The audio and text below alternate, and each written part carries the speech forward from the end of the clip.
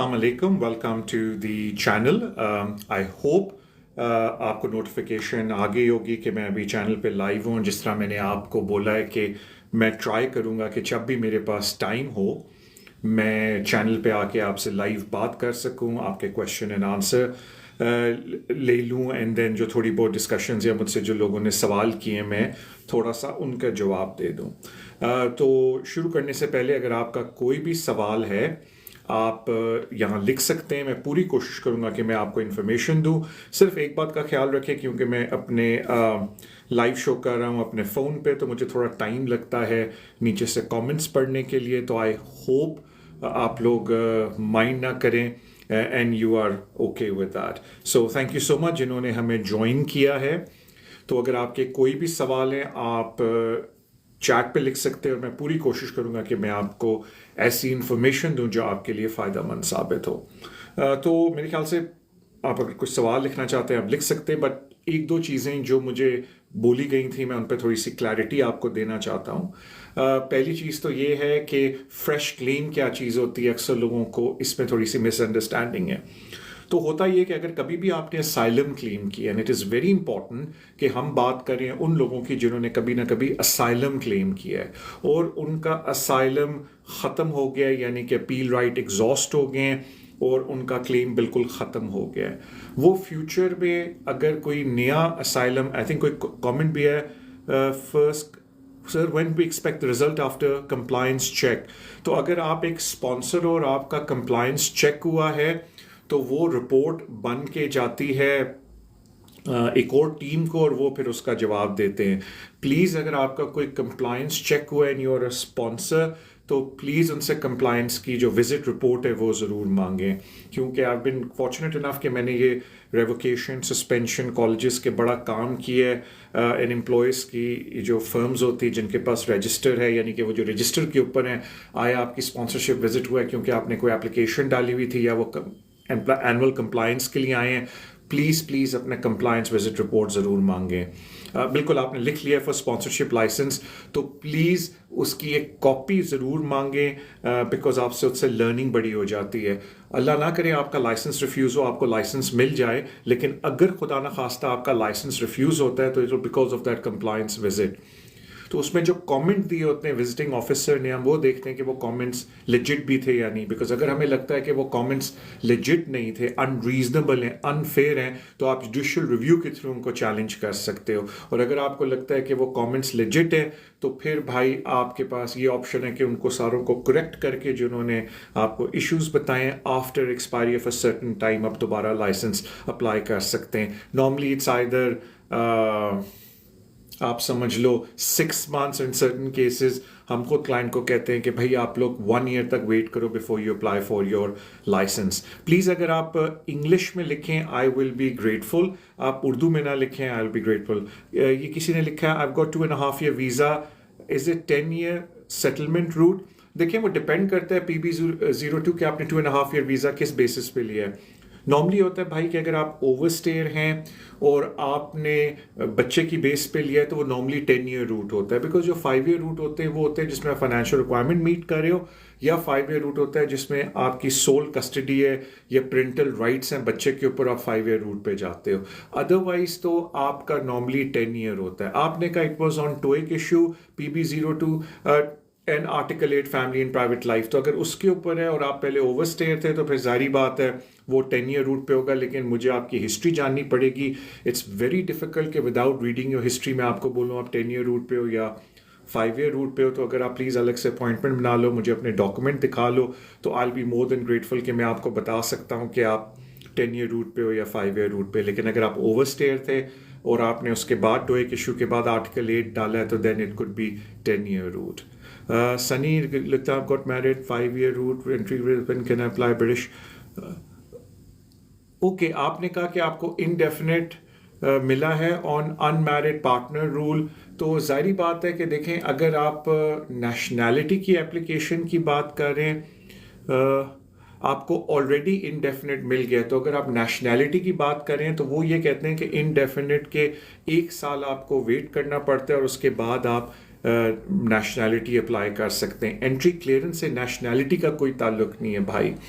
हाँ, ये ज़रूर है कि अगर आपकी शादी ब्रिटिश नेशनल के साथ हुई हुई है, इनडेफिनिट के बाद आप इमीडिएटली अप्लाई कर सकते हैं अपनी नेशनैलिटी एप्लीकेशन। इस वक्त किसी ने लिखा है, how long does it take asylum की हेयरिंग में।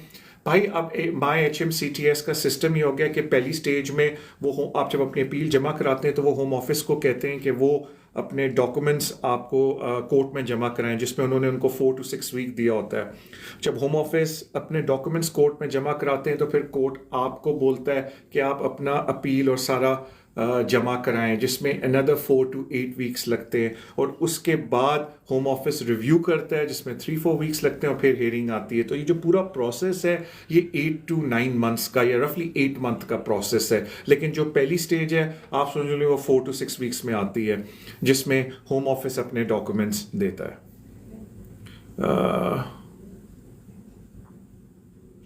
किसी ने बोला कि तारिक भाई मेरी वर्क परमिट है सैलरी पे, तो देखिए वो डिपेंड करता है कि आप सेम एम्प्लॉयर के साथ हैं, यानी जिस तरह के अगर आप अपनी एम्प्लॉयमेंट चेंज करते हैं तो, या एक बात देखिए स्किल वर्कर में काफ़ी चेंजेस आई हैं। So it is very important कि जब भी आप स्किल वर्कर की एक्सटेंशन अप्लाई करने लगे हो, चाहे वो सेम एम्प्लॉयर के साथ है या नए एम्प्लॉयर के साथ है, किसी भी कॉम्पिटेंट पर्सन के पास जाके मेक श्योर करें कि इमिग्रेशन कवानीन की रिक्वायरमेंट्स पूरी हो रही हैं। मैं आपको 3 बड़ी टिपिकल एग्जांपल देता हूं जो मेरे आगे से गुजरी हैं, जिनमें एक ने तो सही टाइम पे निकाल लिया उसका हल, लेकिन बाकी 2 स्ट्रगल कर रहे हैं। जिनमें से एक ये था कि जो वो कॉस्ट लेके आए मेरे पास जब रिफ्यूज़ हो गया था, एम्प्लॉयर ने 38,700 ही सैलरी लिखी थी, लेकिन जो आवर्स थे वो उन्होंने 37.5 से बढ़ा के 40 कर लिया, और होम ऑफिस फिर वो प्रो राटा के ऊपर देखता है। तो प्रो राटा की बेसिस पे जो उनकी एम्प्लॉयमेंट थी वो मिनिमम एम्प्लॉयमेंट से नीचे चली गई, जबकि वो सिर्फ कॉन्सेंट्रेट कर रहे थे कि जी 38,700 से ऊपर होनी चाहिए। तो उसकी वजह से उनका वीज़ा रिफ्यूज़ हो गया। इसी तरह कोई और है जिनसे मेरी आज ही बल्कि बात हो रही थी, तो उनको ये नहीं पता था कि B1 के ऊपर जो लैंग सर्ट है उसमें मिनिमम स्कोर क्या होना चाहिए हर मॉड्यूल के ऊपर, और उसकी वजह से उनका कंपोनेंट के ऊपर उनकी वजह से उनका केस रिफ्यूज़ हो गया। और तीसरा था कि कोई सेटलमेंट अप्लाई कर रहा था, नॉट रियलाइजिंग के करंट लॉ में जब आप सेटलमेंट स्किल वर्कर पे अप्लाई करें तो जो 25th परसेंटाइल वाला फिगर है जो टेबल के अंदर आया हुआ है, आपने उसकी बेसिस पे अपनी इनकम शो करनी है, नॉट के पुरानी। मैं एक एग्जांपल दे रहा हूँ क्योंकि जिस तरह देखिए मैं भी कोई बात करता हूँ, कल लॉ चेंज हो जाए तो प्लीज़ आप इस बात को काउंट ना करें, वो लॉ के ऊपर डिपेंड करता है। तो इट इज़ वेरी इंपॉर्टेंट कि रादर देन आप एक जेनेरिक बात करें, जब भी आप अपनी एक्सटेंशन करने लगें कॉस्ट निकलवाने से पहले किसी भी कॉम्पिटेंट पर्सन से आप मशवरा ले लें कि ओके जी ये मेरा कॉस्ट निकल रहा है, मेरा एम्प्लॉयर कह रहा है ये मेरी सैलरी होगी, प्लीज़ करंट इमिग्रेशन कवानीन के हिसाब से आप मुझे ये बता दें कि ये क्या कॉस्ट मेरा एडिक्वेट है या नहीं, अगर मैं इस कॉस्ट की बेस पे अप्लाई करूँगा या करूँगी मुझे वीज़ा मिलेगा या नहीं। तो प्लीज़ इस बात का ख्याल रख लें। किसी ने लिखा है डोमेस्टिक वायलेंस की एप्लीकेशन में कितना टाइम लगता है। देखें डिपेंड करता है, आजकल होम ऑफिस डोमेस्टिक वायलेंस की एप्लीकेशन में 8 to 9 मंथ्स तो आराम से लगा रहे हैं। इसीलिए हम लोगों को कहते हैं कि डोमेस्टिक वायलेंस एप्लीकेशन में पहले अपना वो जो उन्होंने एक 3 मंथ इनिशियल वीज़ा दिया होता है कि आप बेनिफिट्स वगैरह ले सकें, आप पहले अपना वो खुलवा लें। End of course domestic violence में उसके बाद यू लुकिंग एट 8 मंथ्स रफली। एक इन्होंने ज्यादती कर दी डोमेस्टिक वायलेंस कवानीन में। आई पर्सनली फील कि अब उन्होंने कहा है कि जी डोमेस्टिक वायलेंस वीज़ा अगर आपका रिफ्यूज़ होगा तो हम आपको एडमिनिस्ट्रेटिव रिव्यू देंगे, जबकि पहले जो अपील का सिस्टम था वो बहुत अच्छा था, बिकॉज एटलीस्ट आप एक इंडिपेंडेंट जज के आगे जाके बहुत सारी चीज़ें अपने अपनी ज़बान से बोल सकते हैं। Oral evidence is very powerful. मैं खुद एडवोकेसी करता हूँ तो मैं आपको फ्रेंकली बता रहा हूँ कि ओरल एविडेंस की बहुत पावर होती है, जो आप समझ लें डॉक्यूमेंट्री एविडेंस से भी ज़्यादा है मेरी नज़र में। लेकिन अनफॉर्चुनेटली अब आपको सिर्फ एडमिनिस्ट्रेटिव रिव्यू का चांस मिलता है, और फिर आपको पता है खुदा न खास्ता अगर आपका एडमिनिस्ट्रेटिव रिव्यू रिफ्यूज़ हो जाए तो फिर आपको जुडिशल रिव्यू जाना पड़ता है। सो इट्स वेरी इंपॉर्टेंट कि जो डोमेस्टिक वायलेंस का एविडेंस है वो बड़ा स्ट्रॉन्ग हो और आपकी स्टेटमेंट में काफ़ी चीज़ें उसमें कवर होनी चाहिए। अगर आपके पास टाइम हो तो हमारे चैनल पे मैंने डोमेस्टिक वायलेंस का पूरा एक वो जो टेबल नहीं है होम ऑफिस की गाइडेंस का, मुझे किसी ने कहा था तारिक भाई ज़रा उस पर एक कमेंट कर दे, तो मैंने वो एक बनाया हुआ है, प्लीज़ आप उसका ट्राई कर लें, आई विल बी ग्रेटफुल।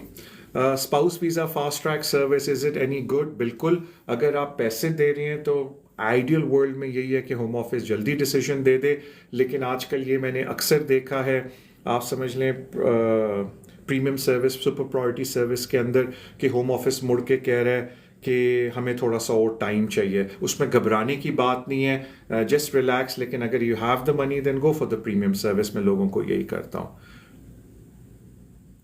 अब सॉरी, बड़ी तेज वो मैं गुजर रहे हैं। I apologise, I am trying my best. Sponsor licence interview भी 28 after much time to okay 28 फरवरी को अगर आपका स्पॉन्सर लाइसेंस का इंटरव्यू है तो आई वुड से कि आपको 3 to 4 वीक में आराम से पता चल जाएगा। देखें, जो लोग स्पॉन्सर लाइसेंस का जिनके लिए वो विजिट पे आ रहे हैं ना, प्लीज़ 3 बातों का ख्याल रखें। आई विल बी ग्रेटफुल। पहली बात है कि अगर ऑलरेडी आपके पास कोई एम्प्लॉई है जिसका राइट टू वर्क पे चेक होना चाहिए था, तो मेक श्योर आपने अपने एम्प्लॉई का राइट टू वर्क चेक किया हुआ है, क्योंकि बहुत ज़्यादा लोगों के रिफ्यूज़र हो रहे हैं स्पॉन्सर लाइसेंस एप्लीकेशन के इस वजह से कि उन्होंने लिमिटेड लीव टू रिमेन लोग रखे हुए थे और उन्होंने उनका राइट टू वर्क सही तरीके से चेक नहीं किया। तो मेक श्योर करें कि राइट टू वर्क आपका सही तरीके से चेक हुआ है। सेकेंड इंपॉर्टेंट चीज़ है कि लोगों को अपनी रिपोर्टिंग ड्यूटीज़ के बारे में नहीं पता। सो प्लीज़, अगर आपका स्पॉन्सर लाइसेंस होने लगा है, अपनी रिपोर्टिंग ड्यूटी के बारे में you should know very well कि कहाँ क्या लिखा हुआ है, गाइडेंस में क्या इंफॉर्मेशन है, you need to know all that. और थर्ड चीज़, मुझे नहीं पता कि स्पॉन्सर की जो आपने लाइसेंस की एप्लीकेशन डाली है उसमें किस टाइप का कॉस्ट मांगे और क्या आपकी डिमांड्स हैं बिजनेस की। तो make sure you able to answer those questions कि आपकी बिजनेस की क्या डिमांड्स हैं, वेदर आपका बिजनेस सस्टेन कर सकता है यानी इन सैलरी स्ट्रक्चर को। तो ये सारे सवालों के जवाब आपको अच्छी तरीके से प्रिपेयर करके रखने चाहिए अगर आपका एक स्पॉन्सर, आप समझ लें, लाइसेंस का इंटरव्यू होने लगा है। आई थिंक मेरे पास जब भी टाइम हुआ, क्योंकि मेरे पास भी लिस्ट है, मैं 1-2 इस वीक थोड़ा बिजी था कि मैंने 2-3 वीडियोस बनानी है। मैं डेफिनेटली उनमें से एक वीडियो स्पॉन्सरशिप लाइसेंस के ऊपर भी बना, मैंने एक लाइसेंस के ऊपर तो एक बनाई हुई है। अगर आपका टाइम हो तो देखिएगा कि कौन कौन से डॉक्यूमेंट चाहिए स्पॉन्सर लाइसेंस के लिए। इनफैक्ट मैं शायद एक वीडियो बनाऊँ कि अगर आप इंटरव्यू देने लगे स्पॉन्सरशिप लाइसेंस के ऊपर तो किन किन चीज़ों का ख्याल रखना चाहिए। Sir, can I change my job अगर मेरा अगस्त में एक्सटेंशन है? बिल्कुल। देखिए, आप स्किल वीज़े में जॉब चेंज करने का कोई प्रॉब्लम नहीं है, एज लॉन्ग एज कोड आपके पास है, एज लॉन्ग एज जो सैलरी रिक्वायरमेंट है आप उसको फुलफिल कर रहे हैं। जॉब चेंज करना is not a problem, that is not a problem, उसका कोई इशू नहीं है। अगेन मैं आप लोगों से यही रिक्वेस्ट कर रहा हूँ कि अगर आप का कोई सवाल है आप ये लिख लें।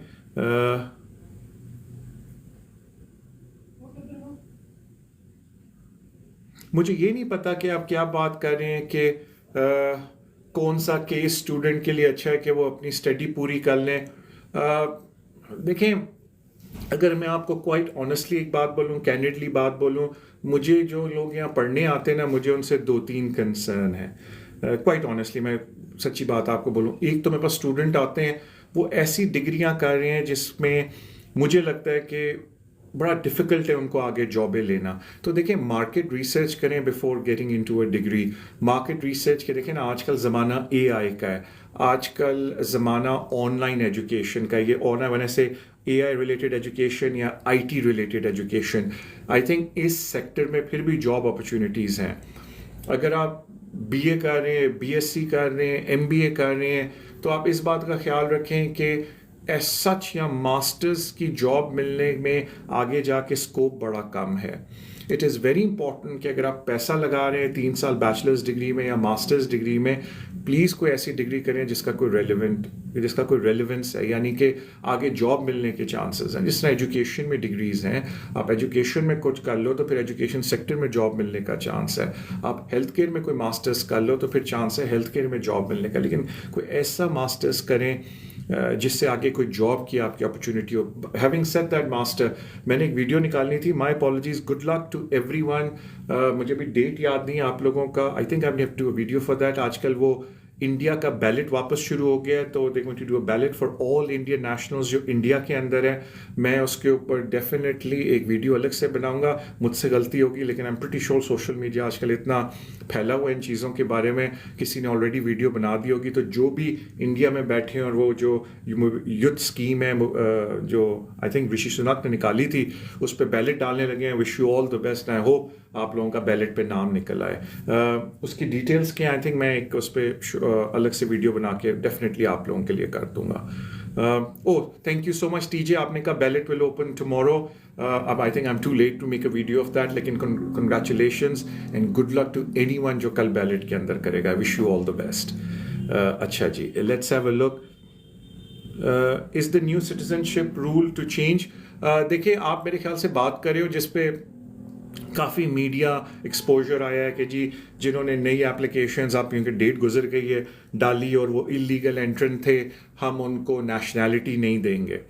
मुझे काफ़ी कंसर्न्स हैं इस रूल के साथ. पहले तो मेरे ख्याल से थोड़ा सा मिसकोट हुआ है ये रूल. मैं इस पर एक वीडियो भी बनाऊंगा. It's on my do list. मैं इस वीकेंड थोड़ा बिजी था, मैं बना नहीं सका. इस वीक के दौरान आई मेक इट. लेकिन मैं वेरी क्विकली आपको अपने व्यूज़ दे दूँ. पहली बात है, it's not a mandatory refusal, it's a discretionary refusal. Second बात है कि मैं बड़ा स्ट्रेंज मुझे लगा है कि होम ऑफिस ने ये पॉलिसी में इंट्रोड्यूस किया है. मुझे करना ये चाहिए था कि उनको ये प्राइमरी लेजिस्लेशन में लाना चाहिए था, प्रॉपर पार्लियामेंट में के थ्रू लेजिस्लेशन के थ्रू इसको इंट्रोड्यूस करना चाहिए था रादर देन पॉलिसी.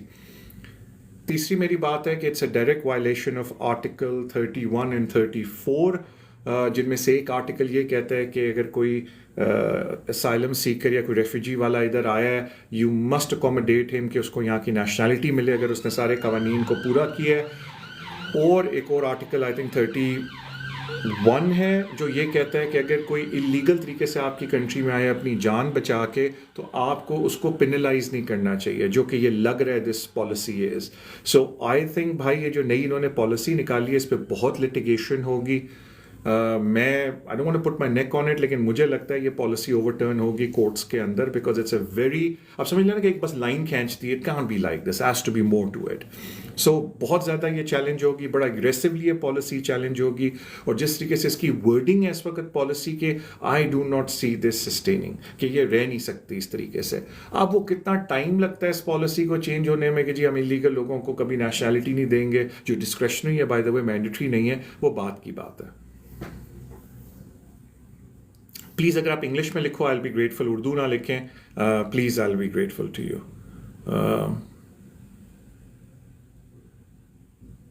अगर आप एम्प्लॉयर चेंज करते हैं इंटरव्यू आ सकता है, ओके. अगर आप एक स्किल्ड वर्कर वीज़े पे और आप अप्लाई कर रहे हो, बहुत कम मैंने देखा है कि वो इंटरव्यू कर रहे हैं इन कंट्री. मेजॉरिटी इंटरव्यू जो आजकल आ रहे हैं वो भाई ओवरसीज़ के आ रहे हैं. और ओवरसीज़ में भी इंटरव्यूज़, ओके मैं एक और बात बोलता हूँ, this is my personal view. मुझे बहुत लोग कहते हैं कि तारिक भाई ओवरसीज़ में इंटरव्यू आ रहे हैं और जी होम ऑफिस बड़ा स्ट्रिक्ट हो गया, ओवरसीज़ वीज़े स्किल्ड वर्कर के रिफ्यूज़ हो रहे हैं.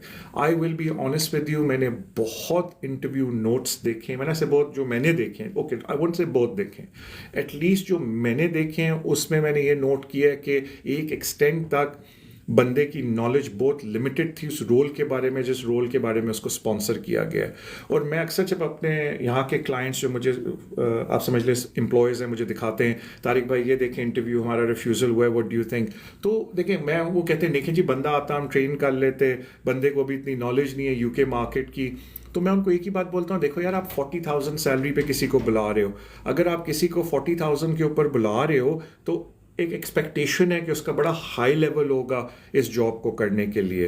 तो इट्स वेरी डिफ़िकल्ट कि आप ये मुड़ के बोलो कि जी हम उनको ट्रेनिंग देंगे, वो भी उनका वो वर्क एथिक नहीं है यूके का, थोड़ा टाइम लगेगा. इट्स वेरी डिफ़िकल्ट बिकॉज आप ये देख लो कि आपने उसको 40,000 ऑलमोस्ट सैलरी पे बुला रहे हो, तो वो एक ऑलरेडी एक स्टैब्लिश मैनेजरियल लेवल पे, हाई मैनेजरियल लेवल पे बंदे का स्केल होना चाहिए. तो इंटरव्यू मैंने एक अलग बात इसलिए कर दी कि आप इंटरव्यू की बात कर रहे थे स्किल वर्कर के ऊपर, तो इंटरव्यू इन कंट्री बड़ा कम होता है, ओवरसीज़ का ज़्यादा चांस है इंटरव्यू का. मेरे पास अभी लाइक 4-5 मिनट्स हैं, मैं फिर उस पर चला जाऊंगा. तो I just take some questions.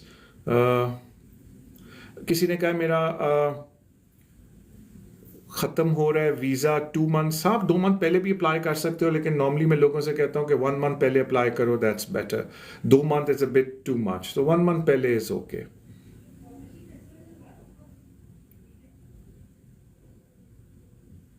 Can a student buy a flat in UK and get them the papers done quick? Is it possible? I do not know papers का flat से क्या ताल्लुक है. Of course student खरीद सकता है property अगर वो cash पे ले रहा है, because I think mortgage में उसको थोड़ी problem होगी. You need to speak to a lender.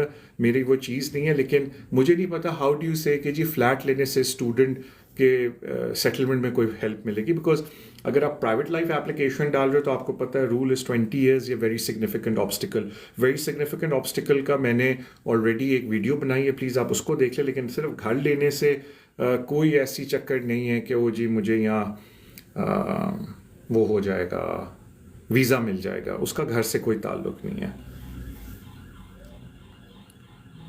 Hasan ने बड़ा अच्छा सवाल पूछा है, what is the best care for students if they can pay the fee and can complete degree. देखो हसन, देखो एक तो कवानीन में होम ऑफिस ने एक तरह से एक छूट दी हुई है स्टूडेंट्स को कि अगर आपकी डिग्री कंप्लीट नहीं होती लेकिन कोर्स ख़त्म हो जाता है और आप कोर्स ख़त्म होने के बाद स्किल वर्कर वीज़े पे जाते हो तो होम ऑफिस की कंडीशन है कि वो आपको अलाउ करते हैं। इन अदर वर्ड्स, अगर आपकी कोर्स की जो कंप्लीशन डेट है कैस के ऊपर, वो डेट गुजर चुकी है और आपको कोई कॉस्ट दे देता है, मीनिंग स्किल वर्कर पे आपको कोई जॉब स्टार्ट डेट दे देता है उस डेट के बाद, तो होम ऑफिस ने अभी तक तो आप लोगों को वो दे रहे हैं। तो इसका मतलब है कि अगर आप सक्सेसफुली कंप्लीट नहीं भी करते course, as long as course complete कर लेते हैं तो आप स्किल वर्कर पे स्विच हो सकते हो based on that condition. Again please इस पर जंपे ना मारें, don't jump to conclusions, law proper तरीके से आप देखें उसको, मैं उसके ऊपर एक वीडियो का अलग से बना दूंगा, हम एक जर्नल अभी बात कर रहे हैं। वरना यकीन करें, मैं हमेशा स्टूडेंट को बोलता हूँ अगर आप अपनी डिग्री कंप्लीट नहीं करोगे बहुत लिमिटेड आपके पास आपका फ्यूचर रह जाता है। सो प्लीज़ स्टूडेंट्स के लिए बी वेरी केयरफुल, अपनी डिग्री कंप्लीट करो, make a future of your self, और प्लीज़ ऐसी डिग्री करो जिसमें कोई मेरिट है। Thank you so much. मेरे पास आज इतना ही टाइम है, डेफिनेटली मैं दोबारा आपके लिए आऊँगा। देखें, मैं ट्राई ये कर रहा था कि मुझे आदिल ने भी किया, तारिक भाई थोड़ा लेट नाइट कभी लाइव आएँ इस पे टिकटॉक पे, क्योंकि मैंने वो 6 to 7 अब छोड़ दिया, तो आई थिंक मैं रैंडमली आया करूँगा। तो मैं ट्राई ये करूँगा कि जब मेरे पास डे टाइम पे कभी थोड़ा सा टाइम हो, 20-30 मिनट मैंने आपको दे दिए। और मुझे आदिल ने कहा कि तारिक भाई कभी थोड़ा सा ना लेट नाइट भी 8-9 के बाद ट्राई करें कि अगर हम लोग ये कर सकें टिकटॉक के ऊपर, तो मैं डेफिनेटली करता रहूँगा बीच में। So please don't worry about that. मैं जब भी मुझे मौका मिला I will come on TikTok और मैं आपके लिए वीडियोस करूँगा। जाने से पहले thank you so much for love and support जो आप सोशल मीडिया पर इस चैनल को देते हैं। Please subscribe to the channel. आप लोगों के अपने अपने सोशल मीडिया अकाउंट्स हैं, अगर आपको मेरी वीडियोस पसंद आती हैं, मेरा कोई भी कंटेंट पसंद आता है, तो प्लीज़ अपने अपने सोशल मीडिया अकाउंट्स में उसको एडवर्टाइज़ करें। Subscribe to the channel. और जाने से पहले अगर आप चाहते हैं कि मैं आपको कोर्ट में रिप्रेजेंट करूं इमिग्रेशन के लिए, या मैं आपका केस लूं, मेरी contact details are easy to find social media के ऊपर, you can get in touch with me. या अगर आपका कोई अपना पर्सनल लेवल का सवाल है और आप कोई पेपर्स दिखाना चाहते हैं, than just book the online interview with me, या आप इन पर्सन आके मुझसे मिल सकते हैं।